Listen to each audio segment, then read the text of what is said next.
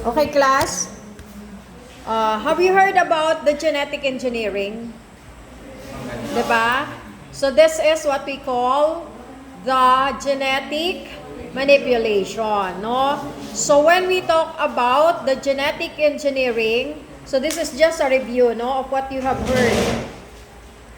So the genetic engineering class is the process, no? It is the process of changing the DNA in living organism, no? Para saan? What is the purpose? To create something new, no? Kumbaga, 'di ba, when we talk about engineering, so parang building up, no? Sa building, no? Gumagawa sila ng different structure, no?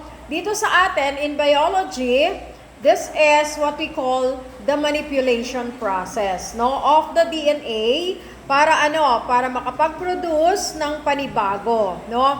So, out of this genetic engineering, meron tayong tinatawag na selective breeding, no?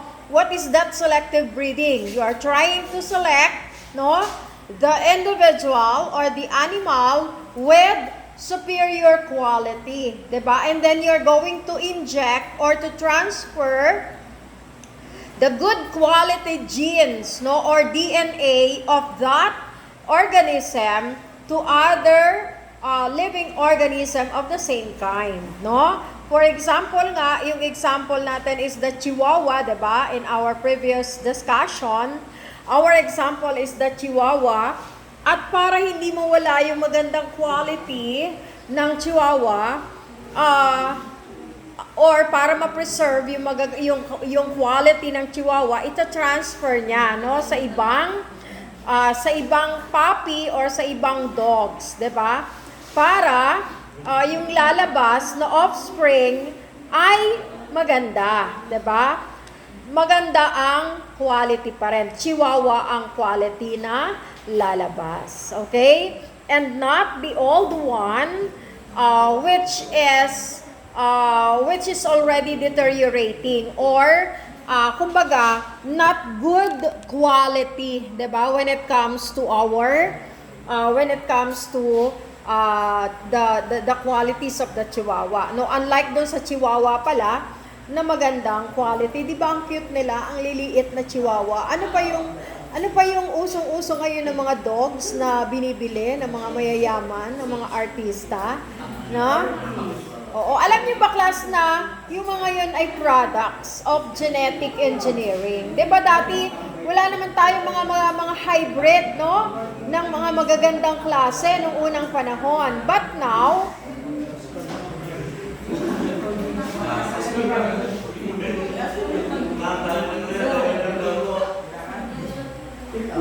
sige, ano yun? Isali niyo ako dyan.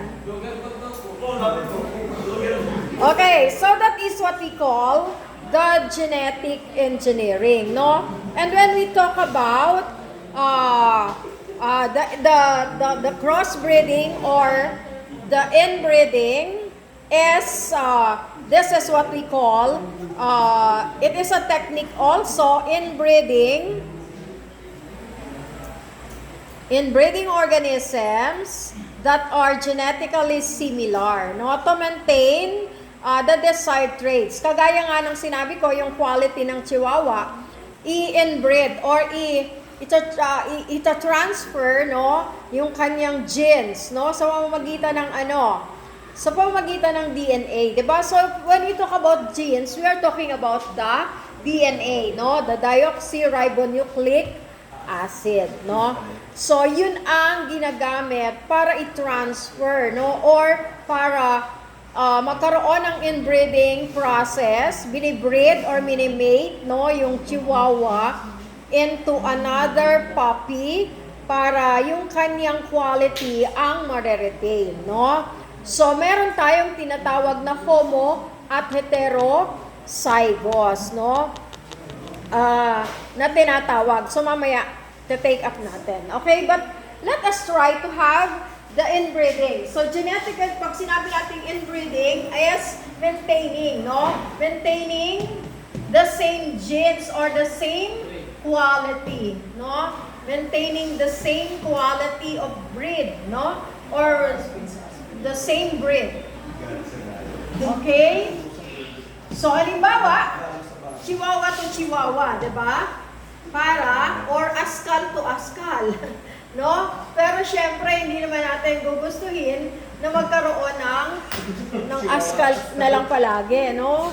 Kasi we are always aiming for improvement, di ba? For the improvement of the variety or the species or the strain, no? Of course, we also have the hybridization, no? Ano naman yung hybridization na tinatawag natin? So, are when two individuals with unlike characteristics are crossed to produce the best in both, no? So, yun class yung tinatawag natin na hybridization. Ito naman, hybridization, can I have another chalk? Hybridization is trying to preserve, diba, the good quality, no?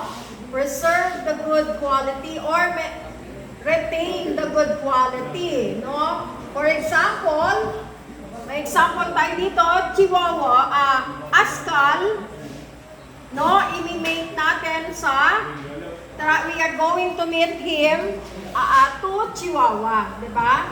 So, that is what we call hybridization. So, para ang lumabas ay mga dominant alleles, diba? The dominant alleles ng Chihuahua. If there is heterozygosity or if there is homozygosity, no? Ano yung homo? Okay? Pag sinabi kasi nating homozygosity, these are same alleles. No? Zygosity. Tama ba? Homozygous. Sorry. Ano nga? Okay, so we are going to have the homozygosity. Yes. Mamaya may quiz tayo. When we talk about the homozygosity, it has two same copies of the same allele coding for a particular trait. Okay? You can take this down, class. Homozygous means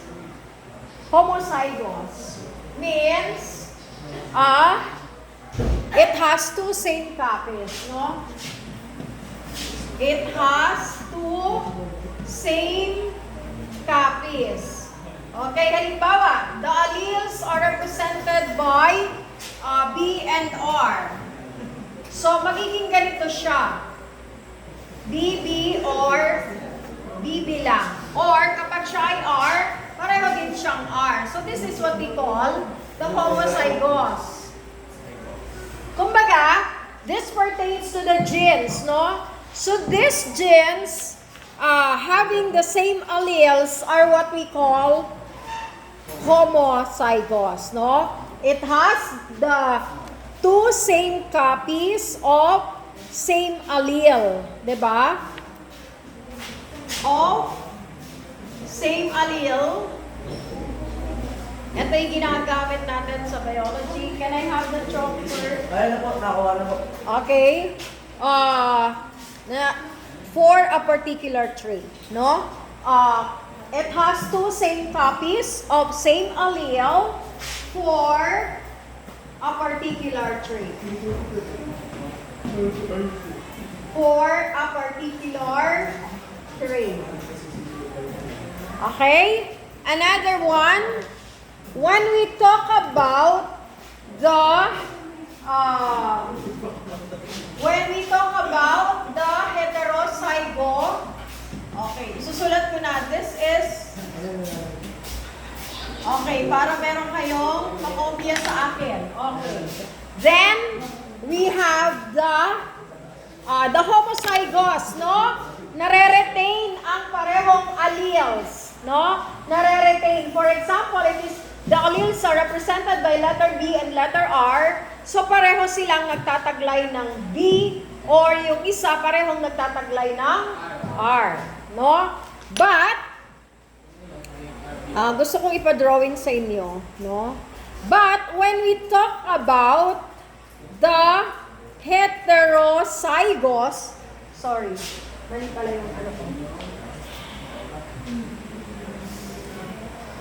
Okay.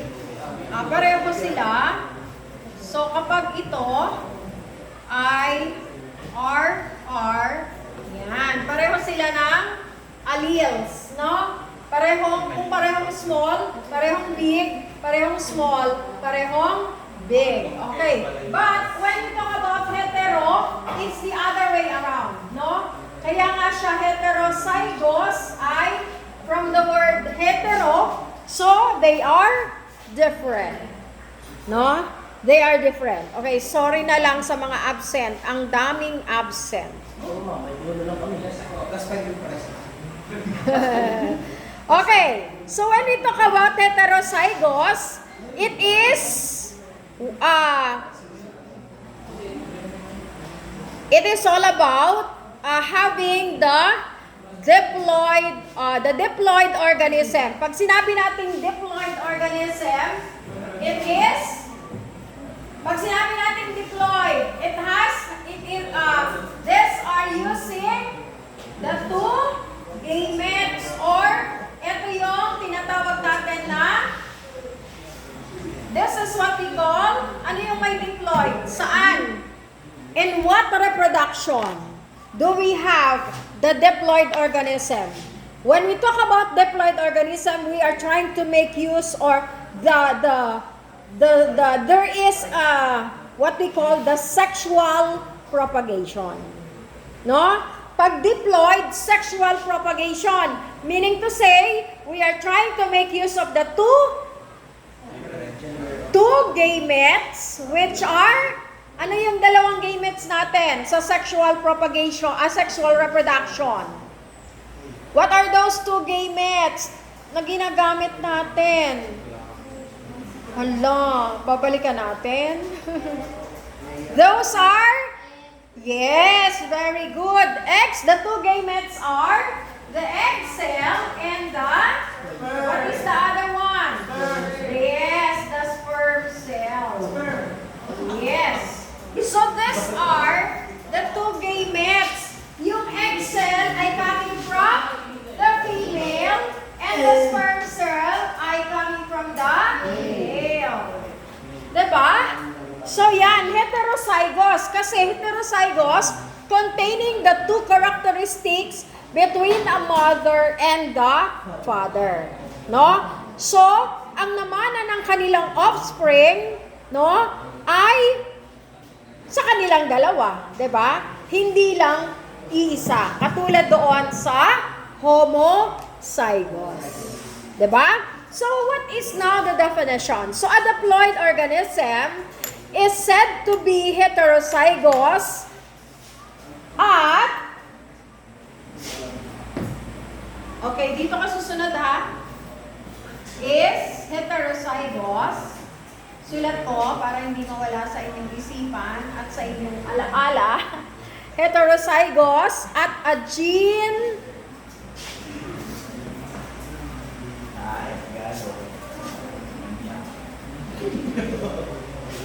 okay, at a gene locus when its cells contain two different alleles.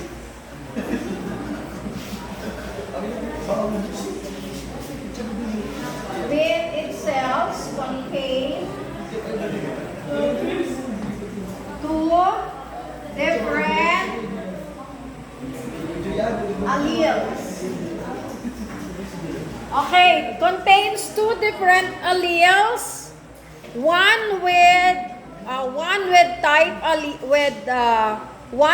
type allele and one mutant alleles, no? Yung isa ay wild and the other one is mutant.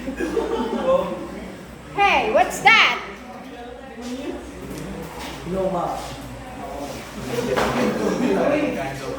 Ano yun? What's that? Ay!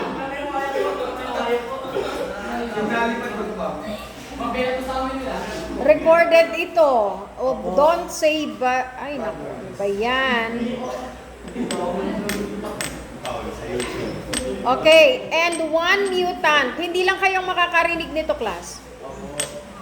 So, the cell or organism is called a heterozygote, no? So, anong example natin ng heterozygous, no? Considering the fact that the heterozygous genes has two different alleles, one is wild and the other one is mutant, no? So, ibig sabihin, they contain two different alleles. For example, this is the representation of the genes, no? Okay, hindi ako marunong mag-drawing. Okay, this one is like this. Yan. So, ito ay yung mga genes, no? The alleles. Diba? The DNA, for example. Okay? So, this is heterozygous if they have two different, alleles. Sabi natin, merong diploid organism, may two gametes, and those two gametes are, yes, egg cell and the sperm cell. So, yung characteristics, for example, ito yung father, ito yung mother. So, they are different. Okay? So, nagtataglay sila pareho ng characteristics ng kanilang parents. Okay? So, this is what we call homo and heterozygous, no? From our crossbreeding, no? From the crossbreeding. Okay? So, crossbreeding, what is the crossbreeding naman? No? What is crossbreeding? So, the crossbreeding is the breeding of two different breeds from the same species. Okay? Anong sabi? Is the breeding of two different breeds. No? Dito na lang. Dito kayo sulat, ha? Anong sabi? Crossbreeding is the crossbreeding of two different crossbreeding of two different species. of two different species of two different breeds, no? Of two different breeds from the same species, no? Is the breeding of two different breeds of the same species. Okay. Ano yung mga breed example ng cattle or cow? Halimbawa, yung cow. Diba? Ang gaganda ngayon. Ano ba yung Brahman? Saan ba yung Brahman? Ha? Okay. Yan. Halimbawa, Angus. Diba? Beef. Tama ba yon? Cow? Yes, cow. Tapos, another breed, hybrid pa rin. So, pinagko-cross sila. No? So that the combination is of high quality pa rin. Diba? Kaya lang, crossbreed na sila. Halimbawa, sa aso, hindi na siya magiging pure chihuahua kasi na-crossbreed siya with ng Labrador, halimbawa, no? Ang Oo nga, no? Yes, it's possible. Yes, class. The chihuahua can be, paano ba mag-mate, no? Through artificial insemination, no? Artificial kasi hindi kaya ng chihuahua ang Labrador. Diba? Okay. So, pareho silang aso, pero pinapa-improve or pinapataas ang quality. Diba? So, yun ang tinatawag natin na crossbreeding. Okay. Now, my question is, Ano yung example natin ng isa? So, chihuahua to chihuahua. So, that is what we call inbreeding. Diba? Okay. So, outbreeding and crossbreeding are just the same class. No? Yung, kasi parang medyo tinatanggal na nila or kumbaga they are ready, no? Para matanggal na yung quality ng isa at ma-retain yung superior quality, no? So, when we talk about outbreeding, halos magkatulad sila, no, ni crossbreeding. Because outbreeding naman, because outbreeding is the mating or breeding of distantly related or unrelated individuals. Okay? So, may breeding of distantly related. Kaya nga out di ba?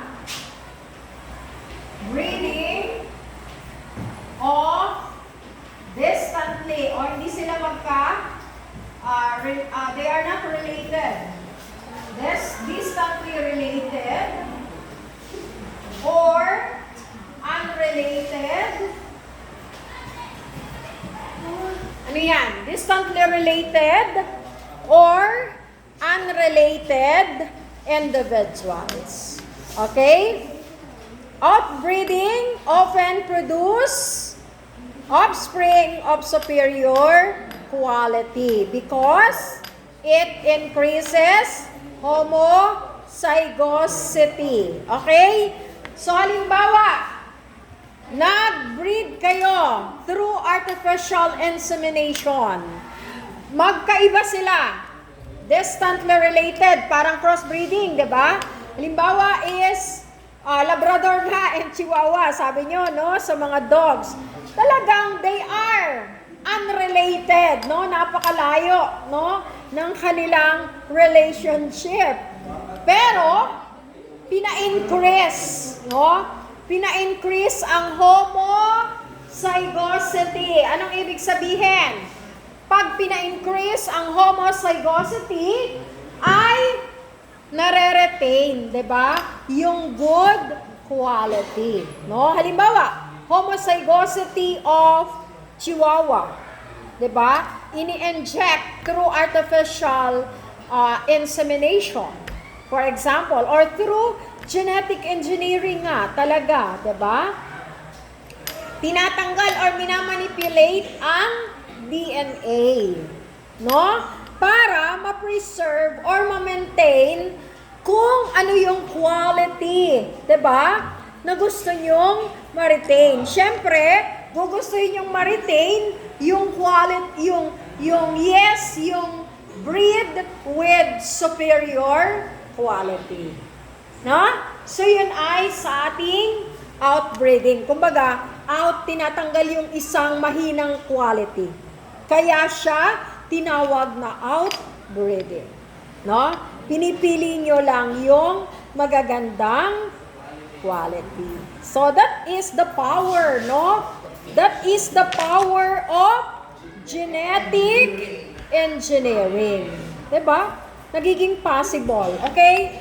Class, I sent you one PowerPoint presentation. Yun ay 11 lang.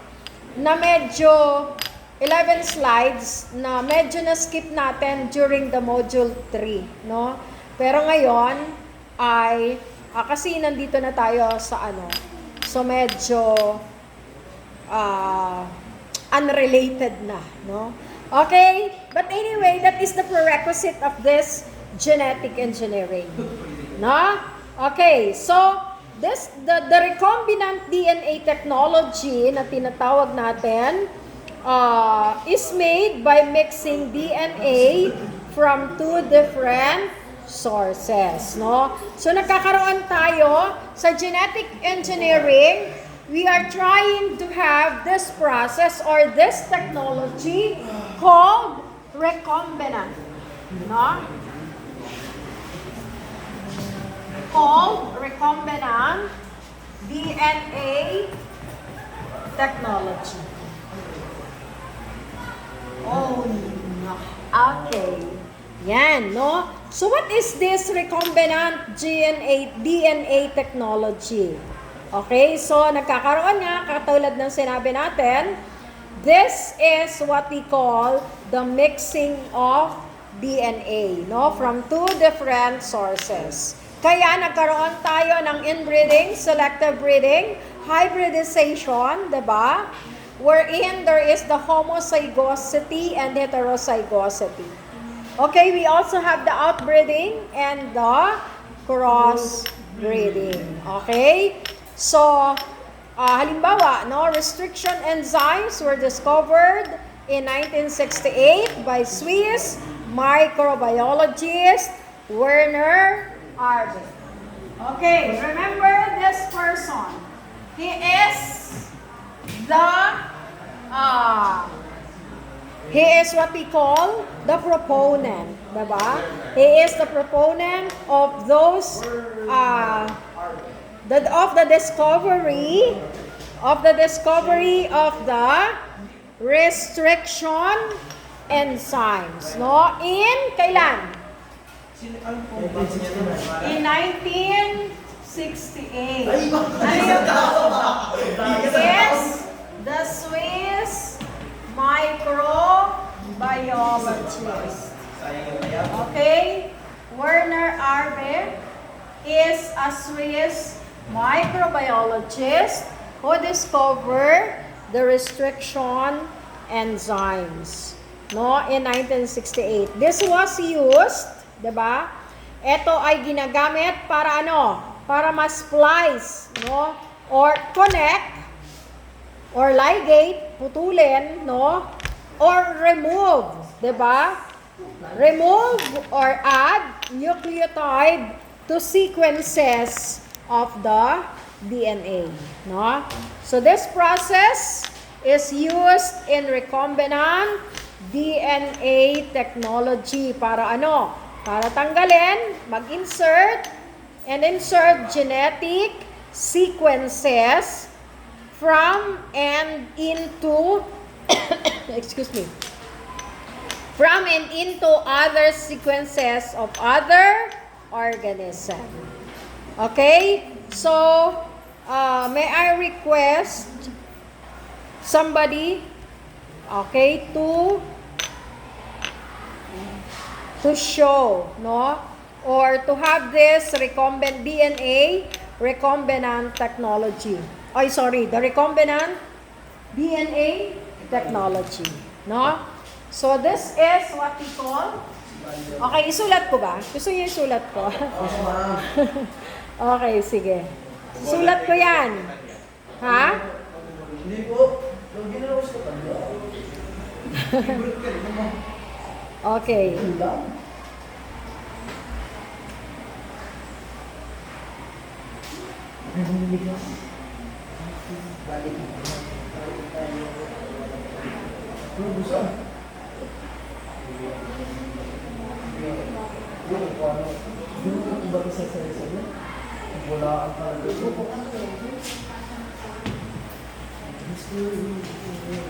Okay, sige, susulat ko. By mixing, ano daw? By mixing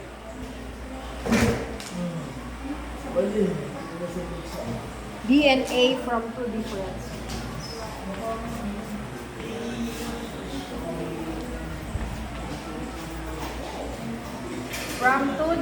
sources. No, ito na nga yung tinatawag natin, no? Na selective breeding. Okay? So, that is what we call the recombinant, no? The recombinant DNA technology, ano-anong ginagawa? 'Di ba? Remove and insert genetic sequences.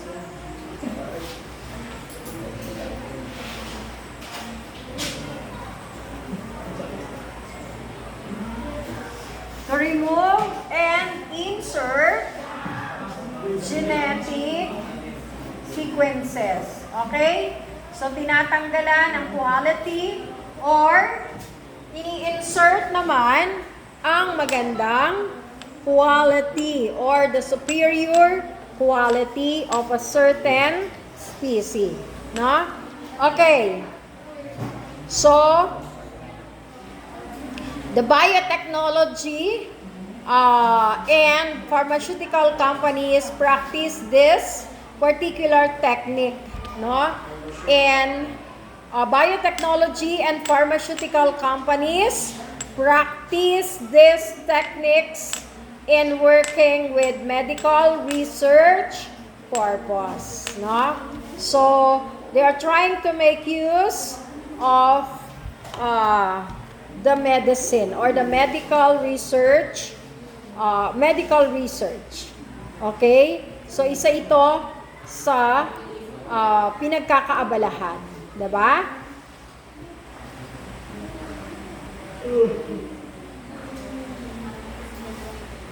Okay? So, yung tinatawag natin na splicing or the gene splicing is of course pinag-i-split, no? The split.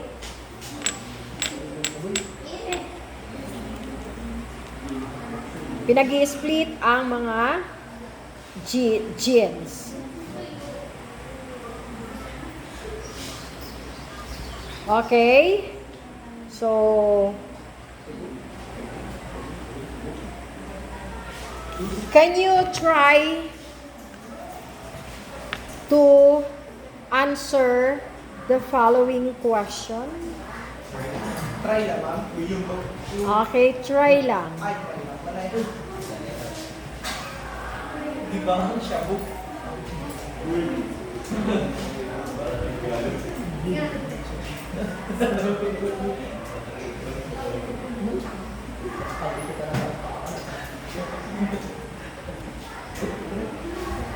Okay?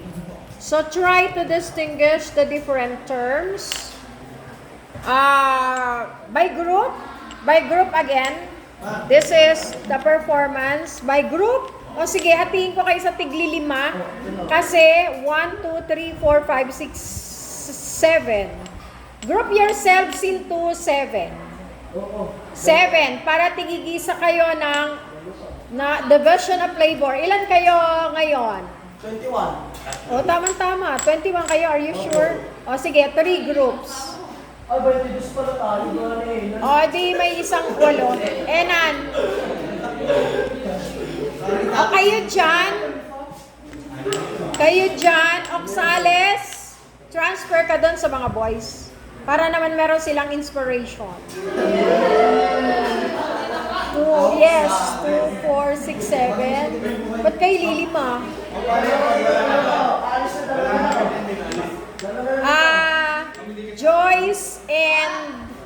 Joyce and Pring. Ay, Espiritu, dito kayo. And then, Onofre and Del Carmen, doon kayo. Di ka kasali. O sige, Onofre. Tama pala, tigpipito kayo.